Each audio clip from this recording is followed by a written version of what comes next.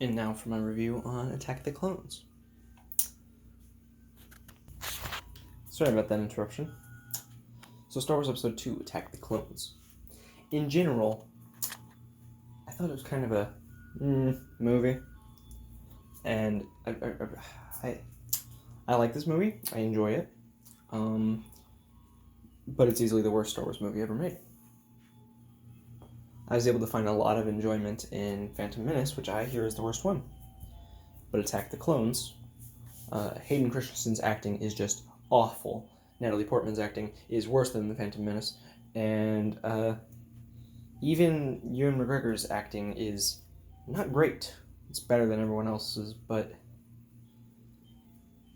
the only good actor in this whole movie. Now, there are better actors everywhere else, but the only good actor in this entire movie was Sam Jackson, and he's only in a few scenes. So I don't know why that's the case. The writing is not that great, and the romantic Anakin and Padmè subplot is annoying. Supposedly, Padmè is in danger from being assassinated or something like that. But this is just an excuse to get them closer, a poorly made excuse, being that Anakin takes her every single place that would be the most dangerous for her to be. Sure, she becomes like a warrior or whatever, and she's good on her toes now. But, like, for real? The opening of the movie starts out pretty promising. They're on, I want to say Camino, but that doesn't make any sense, so I'm guessing Coruscant. Just because of the colors that I remember. But they're on Coruscant, and her ship explodes, and you're like, oh no, Padmè. Except, no, you're not, because it's obvious that from Phantom Menace, Anakin's going to end up with her, and that's where Luke and Leia are coming from. Without that, though, set that aside. They go to Coruscant. Or her ship explodes. Then she's in it. Or then she's not in it. My brain is just... So then she's not dead. She's in this other ship. And he's like, no. Or the decoy who died is like, no, I'm sorry, I failed you. And it's like, no, not really. You served your purpose. Yeah, what the... No, never mind. It's like, no, you didn't really fail. You served your purpose. You died for someone that you don't even know. Pretty commendable death, if you ask me. But, anyways, all that shit talking aside, I really don't have strong feelings of hatred towards this movie. I liked it. I'm just being a dick. The complaints about acting, though, they're acting, all these actors and actresses act way better in other movies. I don't think Bail Organa is in this movie. But on Disney Plus, they let you watch all the deleted scenes and stuff. And I watched them. And I was like, dude, the boring subplots of this movie are so boring that the deleted scenes are boring and uninteresting. There's one with, like, Padme's mother and father, and it's just kind of cringy, so I'm like, okay, good, that didn't make it in. That's not official canon. Though, noticeably, their acting was better in these scenes. And then there's one with Bail Organa, but I believe he only, like, cameos in the scene, and he's not even played by the right actor. So, kind of glad they scrapped that so they could get a better actor. That sounds harsh, but if you're going to have a cameo role, someone that is kind of important should not have been played by that guy. I don't remember how good he was in the role, though, but he wasn't that. I didn't like it. Yeah, and then there's the stuff with Jango Fett and the clones, which I thought was pretty interesting. But the way it's handled, the fact that they just gloss over the whole clone problem actually kind of takes away from parts of just the universe in general. Episode 2 effectively ruins parts of 3 and some of the video games that come after. If Obi-Wan had just remembered that an evil bounty hunter was the original version of all those clones, you wouldn't have any problems. If they ever figured out that some evil guy made the clones and authorized them, can't remember who, but he was evil, This never would have happened.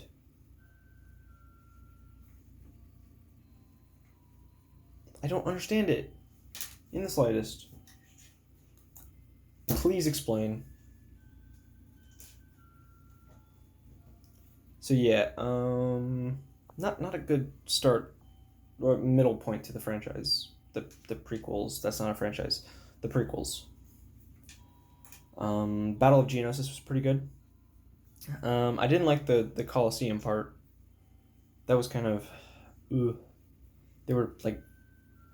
was like one good part in the Colosseum, and I can't even remember what it was. Oh yeah, Mace Windu versus Jango. Yeah.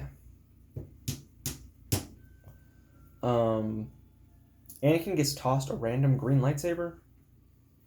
And so in the third movie, Anakin always gets don't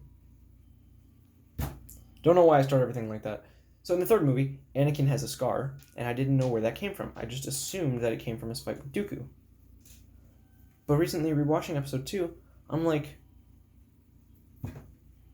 where did I think that came from? Like, where did I get that information? And then, in episode, or no, I don't know what episode it is, but in the Clone Wars cartoon, the 2003 2D animated one, not the 3D one from 2009, not the one that's coming back on Disney Plus, the other one, the one with Shaggy. So in that one, he gets it from Ventress being a dick, supposedly.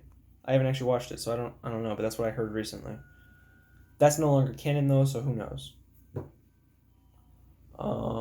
But in episode 3, he just has a scar and never explained in canon now. That's a little what is happening in my brain right now? That's a little tangent for another day though. Namekian training. Complete training with Piccolo. Well, I would love to, but he's stalled me out right now. He gave me an item and told me to go away. Yeah, so who knows what's next, I guess. Where the hell did that come from? My brain's doing all these different things at once. I just went on a rant in my head while I was doing the Piccolo thing, and then I went on with who knows what's next. When you guys don't even know what was going on in my head. I don't even remember what was going on in there.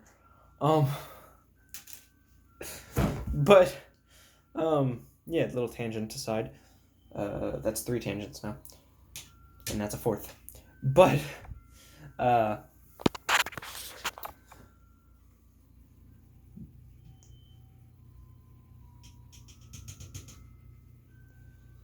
so after the main Battle of Geonosis, and some weird shenanigans that showed the more comedic side of things, like George Lucas mentions that C-3PO was annoying back when Star Wars first came out. I don't know if that's the case. I always liked the character there. In episode 2, he was kind of annoying, though. They were like, well, we don't have Jar Jar anymore. People didn't like that guy, so we'll just go back to C-3PO. They turned him into the new Jar Jar.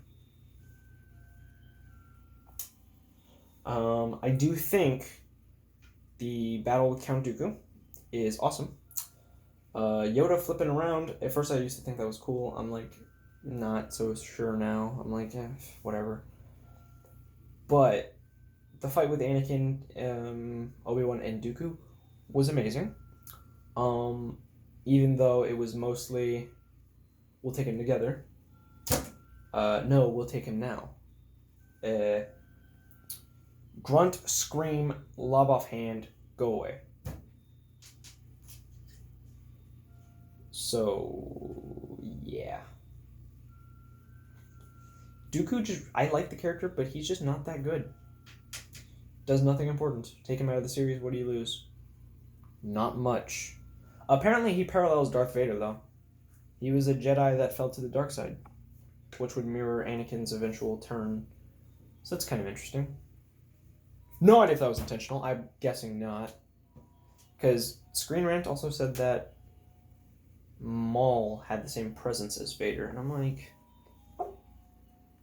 no. I mean, it's debatable. I just disagree. So yeah.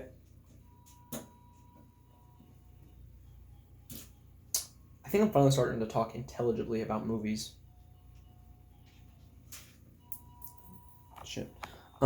So yeah. My brain is all over the place and it kind of hurts right now. The next review I do, hopefully, is Revenge of the Sith. Because I really need to get the Star Wars stuff out of my system. I've been binging the crap out of it. I'm on Rogue One, and I just finished Rogue One.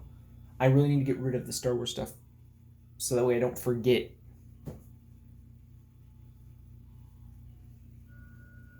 Attack the Clones, everybody.